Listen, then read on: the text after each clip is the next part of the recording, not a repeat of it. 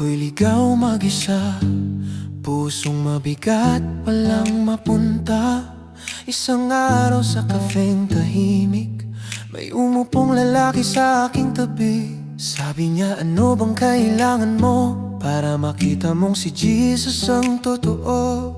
Sagot ko medyo litong-lito, ang hanap ko'y patunay lang talaga. He met a pastor in a cafe, tinuro niyang mas mabuting daan sa buhay ko, pare. He spoke of truth, he spoke of grace, at kung paanong si Jesus ang pumalit sa ating place. Sabi niya, there's a path that's right and you can walk in Jesus' light. Leave the past, start again.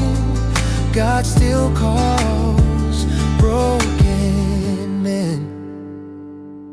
Nakaupo mag-isa, heart in pain, mabigat ang buhay, kaluluwa'y sugatan. Nagkayuko, wala nang nakitang daan.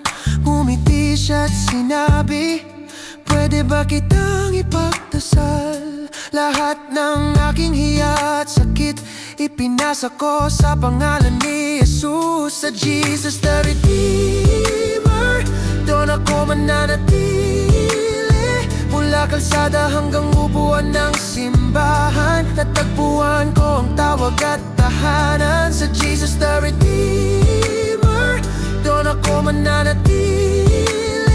Ngayon ako'y tumutulong, tulad ng pagtulong nila sa'kin. Alam ko na ang purpose ko, gamitin mo ako, Panginoon. Mula sa pagkalugmok, ngayon'y paakyat na. Iniligtas ako ni Jesus, kaya tumaangat na talaga.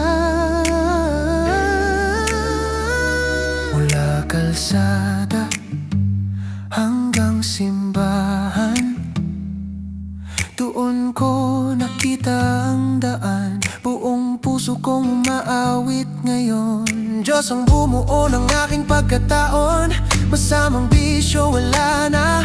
Ako'y pinagaling niya, biyaya niya ang tahanan ko na. Mula sa streets to the pews. Met a pastor in a cafe, he told me about a better way.